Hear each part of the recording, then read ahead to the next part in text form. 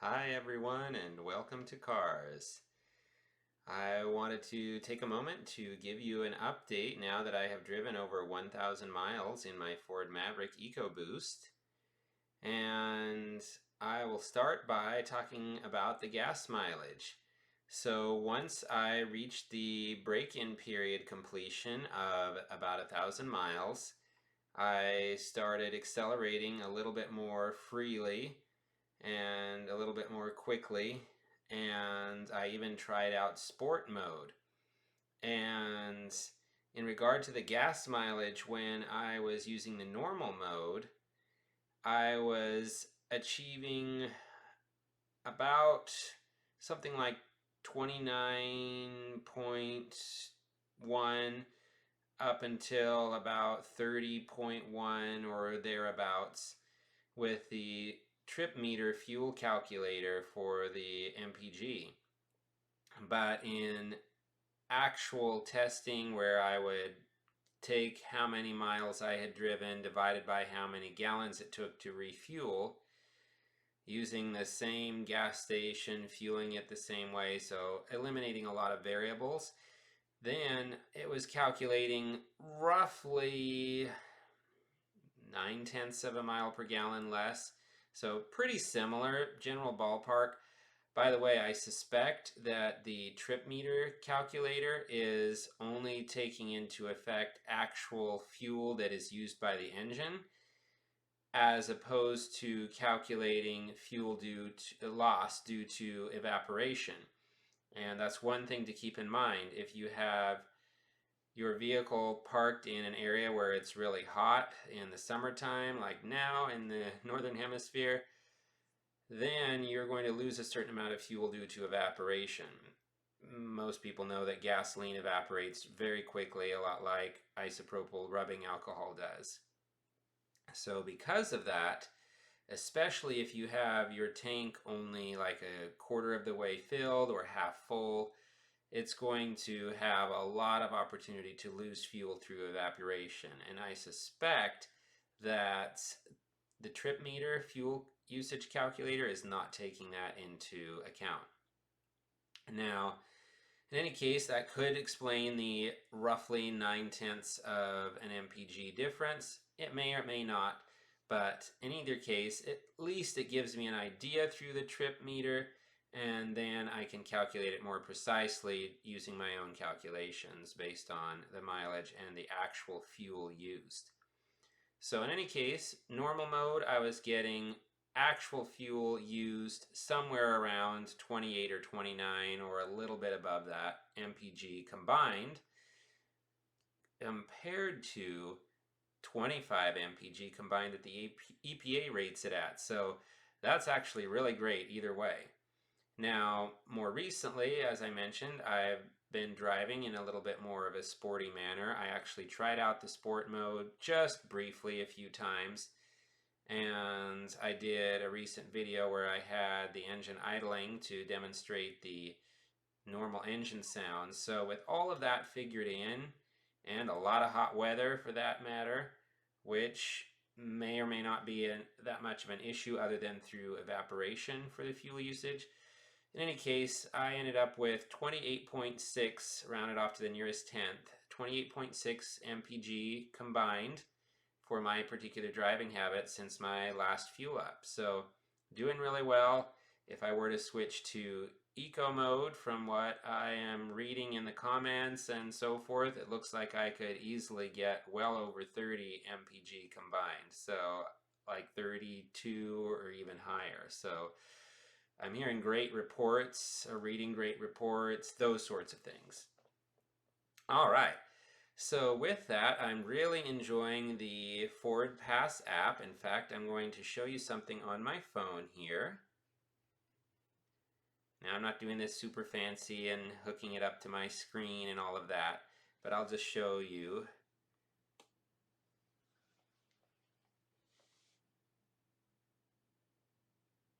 All right. If you can see it, it shows my mileage here.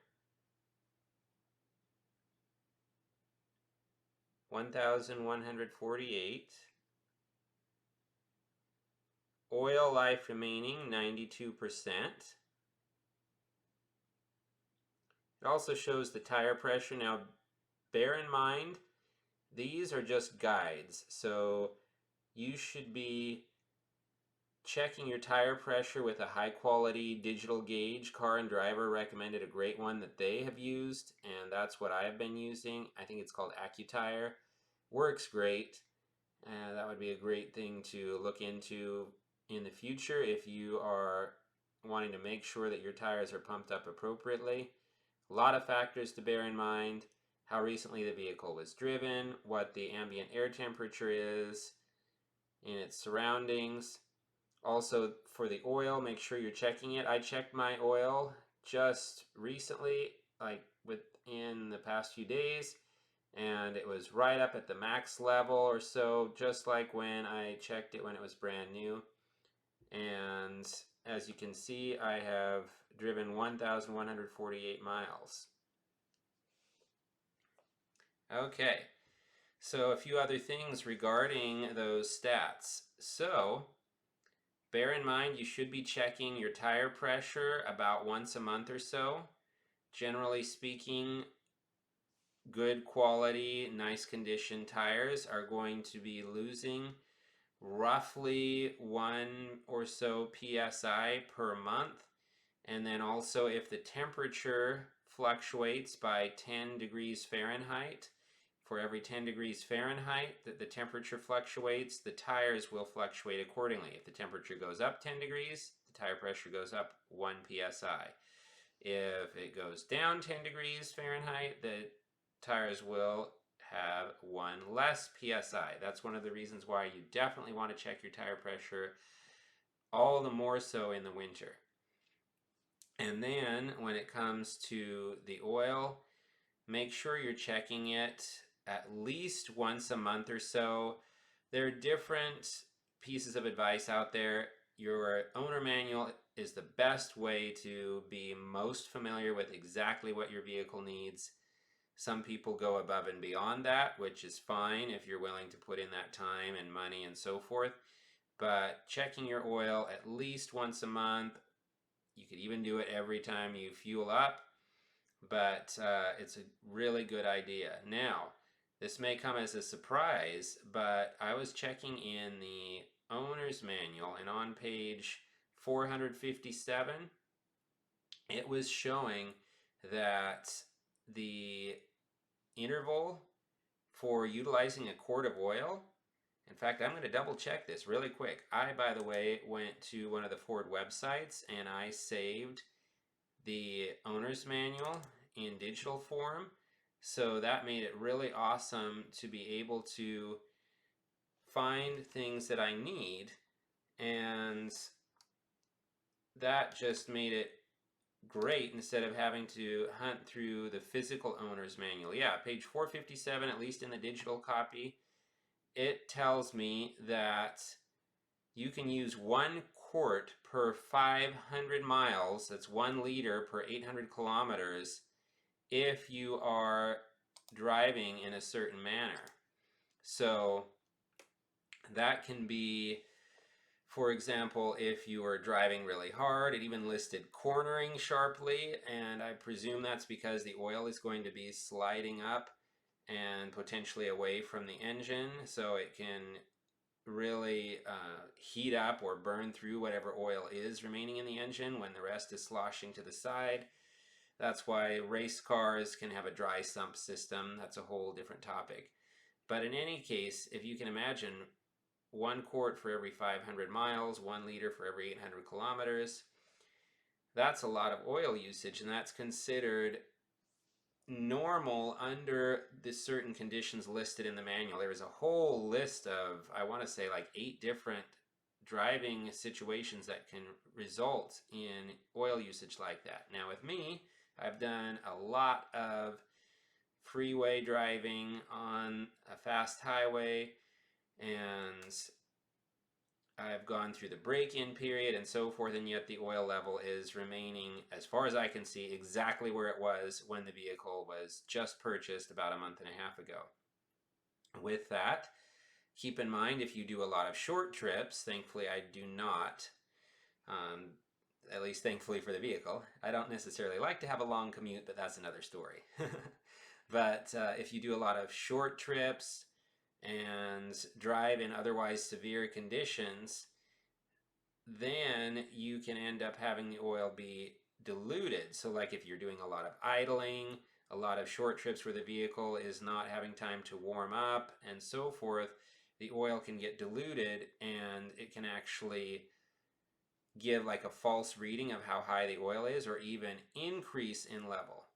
And I used to have a very short commute and I would see some signs of that with at least one of my vehicles in the past. So just be aware of that. It's good to know your vehicle, to know what to look for. And again, these things are right in the owner's manual. It's not like you have to be some scientist or automotive technician or some kind of engineer to be able to find these things out. It's right in the owner's manual in this case. So be aware of that. And quick summary, check your oil regularly. I would estimate about once a month. Check your tire pressure regularly, again about once a month. Don't just go off of the general guide that shows electronically on your dash or through the Ford Pass app, as awesome as that app can be. Actually check the pressure and then make sure that you know how you're supposed to use your vehicle and what to watch for, etc., etc. I could go on, but I will mention one other thing. In this video, up in this area here, that I made fairly recently about a happy truck is a simple truck is a happy truck. Yeah, on that, one thing I did not mention was the power moonroof.